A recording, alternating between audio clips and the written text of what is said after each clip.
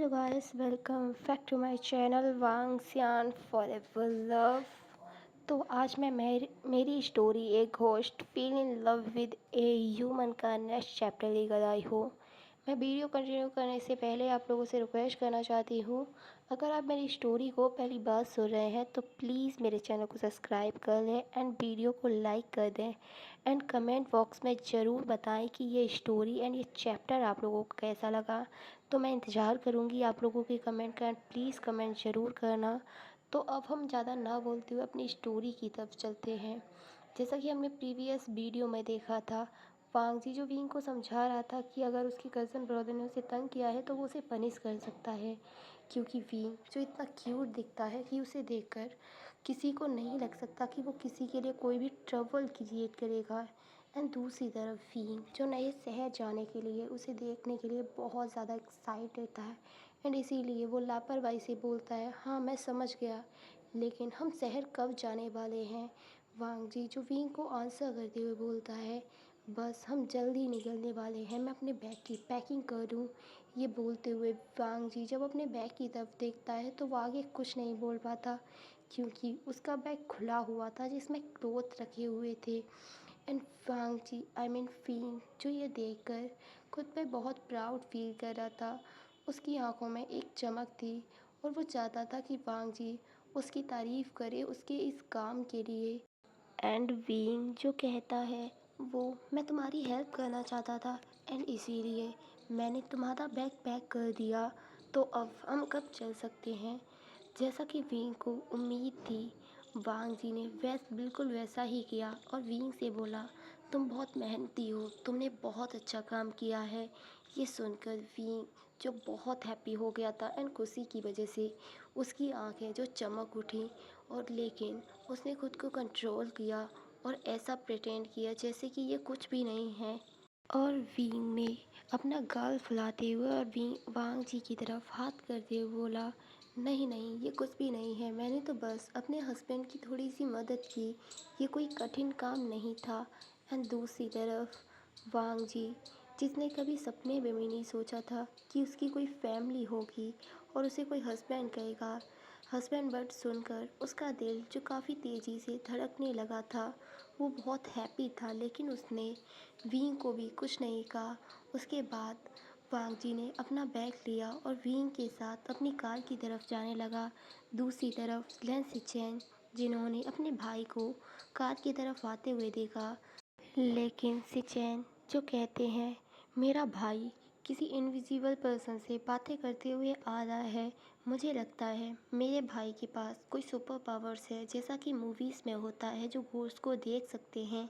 मेरा भाई कितनी नॉर्मली उस घोस्ट के साथ बातें करते हुए आ रहा है, उसे देखकर ऐसा लगता है जैसे वो उस घोस्ट के साथ बहुत खुश है। लेकिन तभी सिचेन को उस घोस्ट से मिली हुई पिटाई याद आ जाती है और वो बोलते हैं, अरे नहीं, मुझे लगता है उस घोस्ट ने मेरे भाई के सामने एक अच्छा पर्सन होने का प्रिटेंड किया होगा।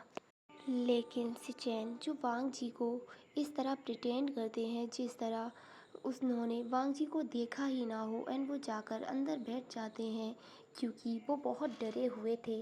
उन्हें लग रहा था कि अगर वो अपने कज़न ब्रदर के पास गया और उसने उस घोस्ट के ऊपर पैर रख दिया और वो घोस्ट नाराज़ हो गया, तो उसे उस घोस्ट के हाथों से गरम गरम स्लैप्स नहीं खाने हैं और ना ही उसके मुक्के और लातें। इसलिए सिचेन जाकर ड्राइविंग सीट पे बैठ जाते हैं और वहीं रहना सही समझते हैं। एंड दूसरी तरफ वांग जी और विंग जो कार में आकर बैठते हैं, उसके बाद सिचेन जो कहते हैं, तो वांग जी अब हम चलें, लेकिन वांग जी सिचेन को कोई आंसर नहीं करता और विंग की तरफ देखते हुए विंग से बोलता है, रुको मैं तुम्हारी सीट बेल्ट लगा दे रहा हूँ। उसके बाद वांग जी जो विंग की सीट बेल्ट लगा देता है एंड सिचेन जो ये सब देखकर बहुत ज़्यादा डर रहे थे, क्योंकि उसका कज़न ब्रदर एक ऐसे पर्सन से बात कर रहा है जिसे वो देख भी नहीं सकते।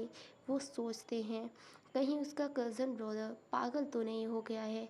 सिचेन का ये सोचना भी सही था, लेकिन वो भी क्या कर सकते हैं। अब हम शहर के दूसरे कोने में कुछ मेड्स को बात करते हुए देखते हैं। उन मेड्स में से एक मेड बोलती है, तुमने देखा था हमारी ओल्ड लेडी किस तरह यंग मास्टर के रूम में भागते हुए गईं। हाँ, हमने देखा था। मुझे लगता है हमारे यंग मास्टर फिर से ठीक हो रहे हैं। अब वो नहीं मरेंगे, अब वो ठीक हो जाएंगे पूरी तरीके से। लेकिन उनमें से तभी तीसरी मेट बोलती है, हाँ वो ठीक हो सकते हैं, लेकिन तब जब उनकी सोल को उनका सोलमेट मिल जाएगा। ऐसा लगता है जैसे उनकी सोल को उनका सोलमेट मिल चुका है।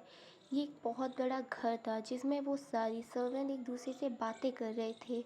इसे बहुत बड़ा घर कहना गलत होगा, बल्कि ये एक बहुत बड़ा पैलेस था एंड जिसमें एक पर्सन रहता है जिसका फेस एकदम वाइट हो रखा है एंड उसके लॉन्ग सिल्की हेयर्स। वो पर्सन अपने बेड से उठकर अपने रूम से बाहर आता है। ये कोई और नहीं, हमारा विंग था, जो कि बहुत ज़्यादा थका हुआ लग रहा था। वो डाइनिंग टेबल पे बैठा अपना ब्रेकफास्ट कर रहा था एंड वो अपने सर्वेंट से बोलता है, आप लोगों को इतना हैप्पी होने की ज़रूरत नहीं है। जैसा कि उन्होंने कहा था, मेरी सोल खो चुकी है, नहीं पता वो कहाँ है। मैंने नाइट को बस एक हल्की सी रोशनी देखी थी, जिससे देखकर ऐसा लग रहा था जैसे वो बहुत सैड है। हम कुछ भी नहीं कर सकते हैं। इस पर्सन को देखकर कोई भी बता सकता है कि वो कितना ज़्यादा थका हुआ है, वो कितना वीक रखा है। उसे देखकर कोई भी बता सकता है कि वो बीमार है। तभी एक ओल्ड लेडी आंसर करते हुए बोलती है, तुम्हें इस तरह हार नहीं माननी चाहिए। हमने इतनी सालों से मेहनत की है ना, आगे भी करते रहेंगे। वीइंग, अगर तुम्हारे पेरेंट्स अभी जिंदा होते तो वो बहुत खुश होते कि उनके बेटे को अब इस तरह छुपने की ज़रूरत नहीं है। वो बाहर जा सकता है, वो लोगों से मिल सकता है, बातचीत कर सकता है। ये कोई और नहीं, वीइंग की ग्रैंड मदर थी और वो अपने इकलौते ग्रैंड चाइल्ड को इस तरह मरते हुए नहीं देख सकती थी। उन्हें उस गुरु पे बहुत भरोसा था जिसने वीइंग के वर्थ से ही लेकर अब तक उसका ख्याल रखा है। वीइंग 18 साल का हो चुका है, लेकिन जब उसका बर्थ हुआ था तो वो बहुत वीक था। उसे देखकर ऐसा लगता था कि वो अभी मर जाएगा। लेकिन उन्होंने वीइंग को बचा लिया और 18 सालों तक उसका ख्याल रखा बिना कुछ मांगे। उन्होंने वीइंग को बताया कि उसकी सोल खो चुकी है। उन्होंने कहा कि अगर 20 साल का पूरा होने से पहले वीइंग की सोल उसे नहीं मिली तो वीइंग को बचाना इम्पॉसिबल हो जाएगा। जिस पर्सन के पास उसकी पूरी सोल नहीं होती, वो पर्सन एक जिंदा लाश की तरह होता है। उसके अंदर कोई इमोशंस नहीं होते, वो कुछ नहीं समझ सकता है। वो बस जी रहा होता है, बाकी लोगों की तरह नहीं। बस वो एक ऐसे पर्सन की तरह जो ना कुछ फील कर सकता है, ना कुछ किसी को बता सकता है। वो बस अपनी लाइफ को जिए जा रहा है बिना किसी रीज़न के। वी की लाइफ भी कुछ इसी तरीके से चल रही है। एंड वो ओल्ड लेडी जो कुछ कहने ही वाली थी, तभी एक सर्वेंट काफ़ी खुशीली अंदर चिल्लाते हुए आती है, मैडम, मैडम, वो वीट्स बहुत ज़्यादा चमक रहा है और उन्होंने कहा है कि वो सोल जो कि इस शहर में ही है और बहुत जल्दी वो इस प्लेस को भी ढूंढ लेंगे और उसके बाद हमारे विंग जो पूरी तरीके से ठीक हो जाएंगे। वो ओल्ड लेडी जब ये सुनती है तो उसके हाथ से वो गिलास गिर जाता है जिससे वो पानी पी रही थी और वो बहुत ज़्यादा खुश थी। और अब वांग जी, आई मीन फीइंग, जो ये सारी बातें काफ़ी गौर से सुन रहा था और अचानक से उसके फेस के एक्सप्रेशन थोड़े से बदले और उसके हाथ कांपने लगे। इतनी सालों में फीइंग ने कोई रिएक्ट नहीं किया था और वो सबके साथ कोल्ड ही रहा है। उसने सबके साथ काफ़ी रूड बिहेव भी किया है। इसका मतलब ये है कि उसकी एक सोल उसके पास नहीं है, उसकी सोल कहीं खो गई है। एंड वो ओल्ड लेडी जो बहुत हैप्पी थी और वो बोलती है, इस बात पे तो एक सेलिब्रेशन बनता है। और उस लेडी को देखकर कोई भी बता सकता था कि वो अपने ग्रैंडसन के लिए कितनी ज़्यादा खुश हैं।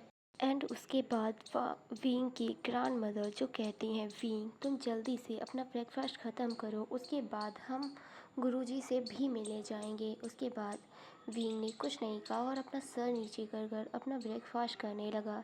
लेकिन उसके माइंड में कुछ चल रहा था, बहुत सारी आवाज़ें और बहुत सारे फ्लैशबैक, लेकिन वो नहीं जानता उन आवाज़ें और उन फ्लैशबैक के बारे में। अब हम दूसरी तरफ वांग जी और वीइंग का सीन देखते हैं। वांग जी जो विंग से कहता है, जब से हम शहर में आए हैं तुम्हारी बॉडी गर्म होने लगी है। ये सुनकर लेन सिचेन, जिनका ध्यान अपनी ड्राइविंग से हट गया और उनकी गाड़ी लगभग रोड से नीचे ही आ गई, ये देखकर वांग जी जो गुस्से में बोलता है, तुम्हारा ध्यान कहाँ है? क्या तुम हम दोनों को मारना चाहते हो? इससे पहले कि तुम हम दोनों को मारो, मैं तुम्हें मार दूंगा। Cousin brother, I am sorry, मेरा ध्यान नहीं था। एकदम से मेरा ध्यान भटक गया। अब मैं केयरफुली ड्राइव करूँगा। लेकिन सिचैन को देखकर नहीं लग रहा था कि वो अब केयरफुली ड्राइव कर पाएंगे, क्योंकि उनका ध्यान पूरी तरीके से अपना कज़न ब्रदर पे था, जो कि एक इनविजिबल भूत की केयर करने में लगा हुआ था। वो उसे चेक कर रहा था कि कहीं चोट तो नहीं लगी है। वांग जी जो कहता है, तुम ठीक हो ना? तुम्हें चोट तो नहीं लगी है? इस इडियट की बेवकूफ़ी की वजह से आज हम दोनों मारे जाते। लेकिन तभी विंग जो कहता है, डोंट वरी, मैं ठीक हूँ पूरी तरीके से, और मुझे इसमें काफ़ी मज़ा आ रहा है, और ये गाड़ी काफ़ी फास्ट चल रही है, जिस वजह से मैं बहुत एक्साइटेड हूँ। एंड गाइस, इसी के साथ ये पार्ट भी ख़त्म होता है। मिलेंगे नेक्स्ट पार्ट में। तो गाइस, ये देखना बहुत इंटरेस्टिंग होगा। क्या विंग की सोल उसकी बॉडी से मिल पाएगी, या फिर सिचैन बीइंग और वांग जी को अलग करेंगे, या सिचैन जो हिम्मत कर कर वांग जी को बताएंगे वो जिस पर्सन की टेक केयर कर रहे हैं, जिससे वो कहीं ना कहीं प्यार करने लगे हैं, वो एक घोस्ट है। क्या विंग को उसकी बॉडी मिलेगी? और ये गुरु जी कौन है? क्या चल रहा है यहाँ पे? आप लोगों को ये सब जानने के लिए ना मेरे चैनल को भी सब्सक्राइब करना होगा और मेरे साथ जुड़े रहना होगा। तो प्लीज़ आप लोग बिल्कुल भी अपडेट को मिस मत करना, और मेरे चैनल को भी सब्सक्राइब कर लेना, ताकि ये इंटरेस्टिंग सा एफएफ आप कंटिन्यू कर सकें और देख सकें कि इस एफएफ में आगे क्या होने वाला है। मेरे हिसाब से तो ये एफएफ जैसे जैसे आगे बढ़ रहा है ना, बहुत इंटरेस्टिंग होने वाला है।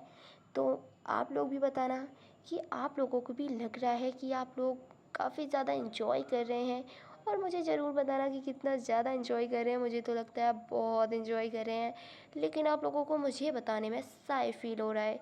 बट डोंट वरी, मैं आप लोगों की फीलिंग्स समझ सकती हूँ। लेकिन प्लीज़ आप लोग कमेंट ज़रूर करना, एंड अपनी साइनेस को थोड़ी देर के लिए भूल जाना, एंड अपनी एक्साइटमेंट मुझे कमेंट में ज़रूर शो करना। तो मिलेंगे इसके नेक्स्ट पार्ट में। तब तक के लिए आप मेरे चैनल को सब्सक्राइब करना है, बेल आइकन को प्रेस करना है, वीडियो को लाइक कर देना है, एंड कमेंट तो ज़रूर करना। तो बाय बाय, टेक केयर, अपना ख्याल रखना, गुड बाय। मिलेंगे नेक्स्ट पार्ट में, और ये इंटरेस्टिंग सी वीडियो एंड इस एफएफ को आगे यूँ ही कंटिन्यू रखेंगे।